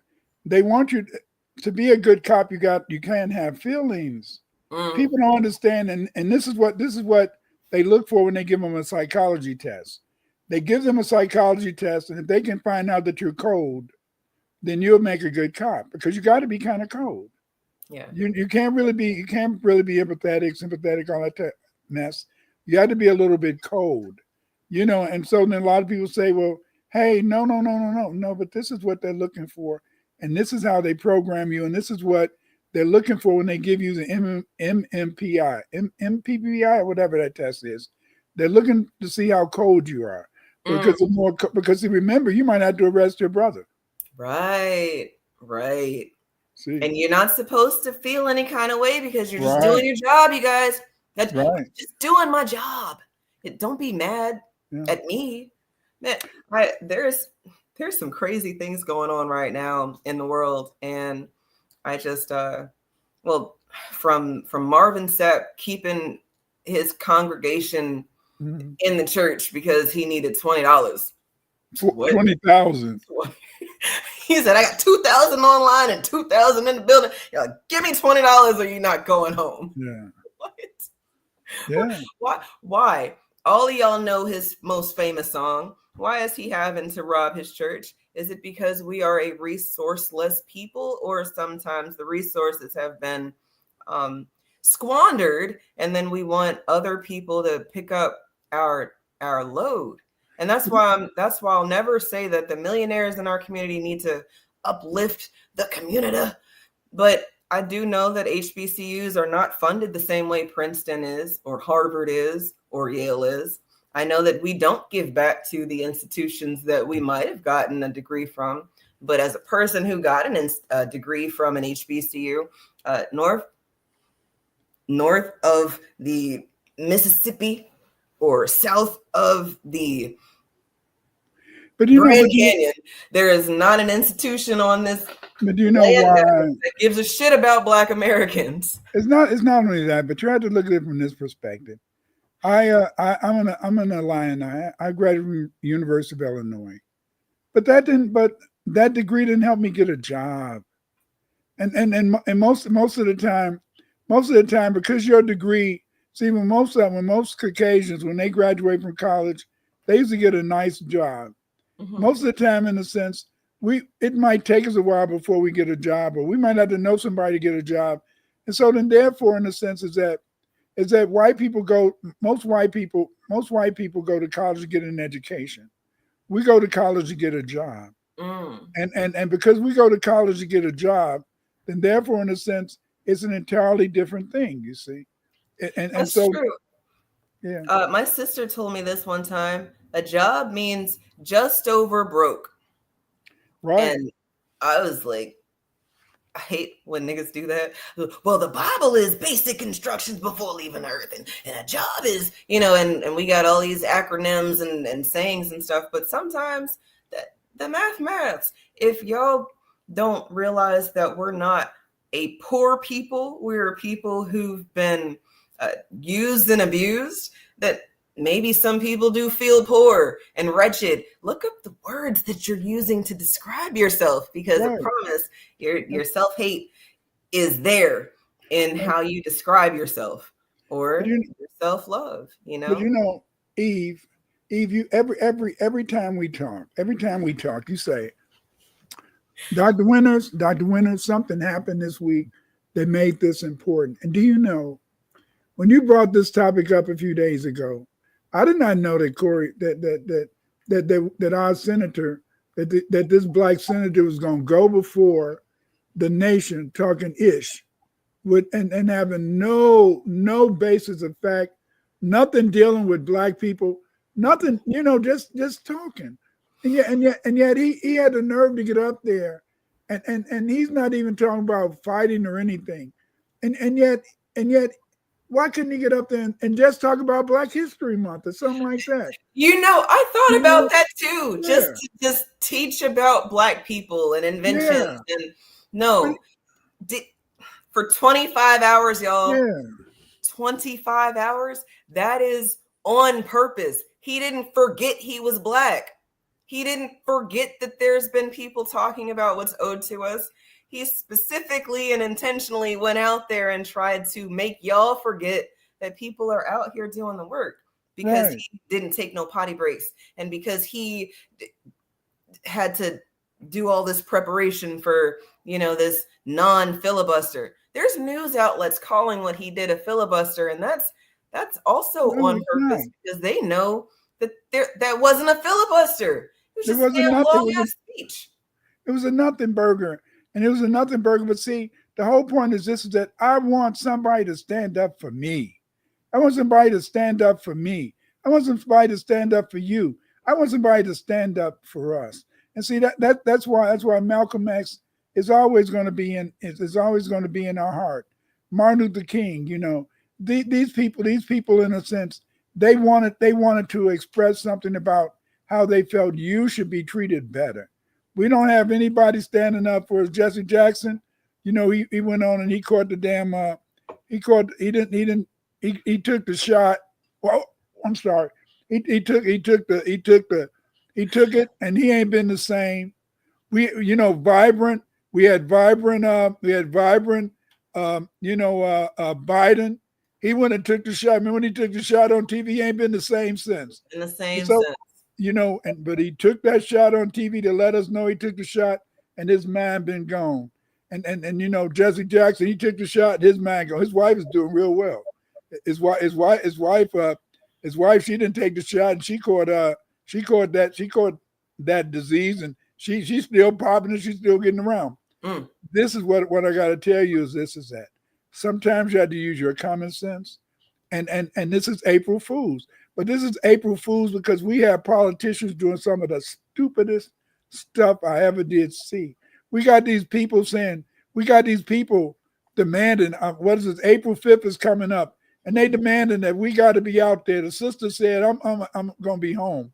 I saw this beautiful video when the sister was jumping up. Hey, it's April 5th. And then she jump out of bed, then a voice said, where are you going? Get your ass back in bed. Ass back in the bed. Get up and cover her. Yes. It ain't about us. It ain't about us. I am so elated. I'm overjoyed that we sat on the couch in 2024. I'm so happy we sat on the couch, and they don't know what to do because they want to have a civil war. They want to have a revolution, but they don't have any cannon fodder. And that's what they wanted us to be, the cannon fodder. We say, hell no, we don't care. And there's not enough tethers over here to really start something. Over there in Kenya, they all upset, and in Jamaica, they all upset. This ain't your president. This ain't even your country. Stay your ass where you at. But we saying, hey, it ain't us. It don't matter about us. And that's the way it is. Did you want to make a final comment? I guess just in conclusion, this April, don't be fooled. White supremacy started as a joke. I learned that from Tariq. And then from there, the learning doesn't stop there. Just because you learned something doesn't mean that you've got it. Do y'all remember the first time you double knotted your shoelaces? Because, whoa, mind blown. These bitches ain't never getting untied again until you try to take a shoe off. And you're like, oh, snap, I tied it too tight. So then you kind of had to unlearn and relearn in real time if you wanted to keep your knowledge or your wisdom of keeping your shoes on your feet, but you also need to be able to get in and out of your shoes easily. So, if we can understand that when we're little, then we should be able to take that to our very big ages and make it make sense. And that's very nice. He tell you about the exquisiteness of Eve. Eve is exquisite, vibrant, vibrant. See, bonjour, oui, whatever the hell it is. Nina Stema. Ow! That's a love-hate relationship I have with us when we do that. We got an acronym for everything, but if it's how we learn or how we can learn or remember things, then I'm all for it. So thank you, Crates. That's pretty cool. And y'all, reality check. I'm not here to tell you how to feel or how to think. I just really want you to think. And if you thought that Cory Booker made sense, I really want you to tell me in the comments. Let this be the night where y'all let me have it. Like, please tell me what about his 25-hour speech made sense. Give me the minute mark. I want to go look at it and see. Eve, have you ever noticed that every video I make or you make, they never have any comments? This is the crazy. I want to comment. Let's put in a comment. I exist. I'm here. Give us a comment, because the thing is this: nobody ever gives us a comment. But the thing is this: is that we've been very lucky, and this is a reality check, but it's scary, and it's scary because the fact is this is that we don't understand that we are just one. Our identity and our culture is Black foundational Americans. Yes. Wars between Black Indians and whites were manufactured to produce Black slaves for whites. The English, the French, and the Dutch provided the Native Americans with guns, rum, and cheap goods to purchase Native American Indian slaves. Between 1670 and 1720, many Black Native Americans were enslaved. The Black Native Americans were sold into slavery throughout the 13 colonies, Mississippi Valley, Canada, and the British West Indies. The majority of Black Native Americans sold into slavery by whites and Indians. Slave traders were the Choctaw, the Yamasee, and other Carolina tribes. Yes. Many of these tribes, like the Mandi, Mandinga, many of these tribes, we lost their names. And their names have been lost to history because of the fact, in a sense, that when the European came, as he conquered these these black Indians. He just made them slaves. And so over time, in a sense, their nations disappeared. Over time, in a sense, their history wasn't recorded. Over time, they were even able to deny that Aboriginal blacks even existed in America. They wanted to give our Aboriginal ancestors gifts. And the only problem with the gifts that they gave us was that often these blankets that they gave us carried smallpox, yes, diseases. They also, in a sense, gave us another gift, rum, fire water. And this rum caused an addiction among us. In a sense, it led to a demand for guns because it incentivized Indian slave trading. Yes, the first slaves sold in America were Indians, black Indians, selling other black Indians to Europeans to work on their cotton, not on their cotton plantations, their tobacco plantations, their rice plantations. Yes. We sold each other over here, just like in Africa, because of the fact is that we failed to understand that we are one. We are one. We should be united based upon our identity and our culture as black foundational Americans. Yes. Reparations, baby, reparations. We deserve reparations. We deserve reparations like yesterday, not just today. No, not just today. We deserve our reparations. Give us our money, baby. Cut the check.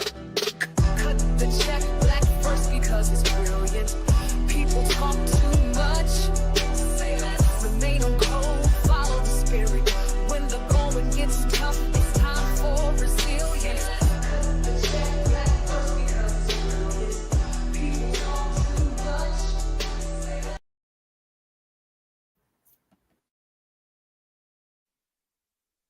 The only thing that can save you is be one. To fight Cage, you must stay black first.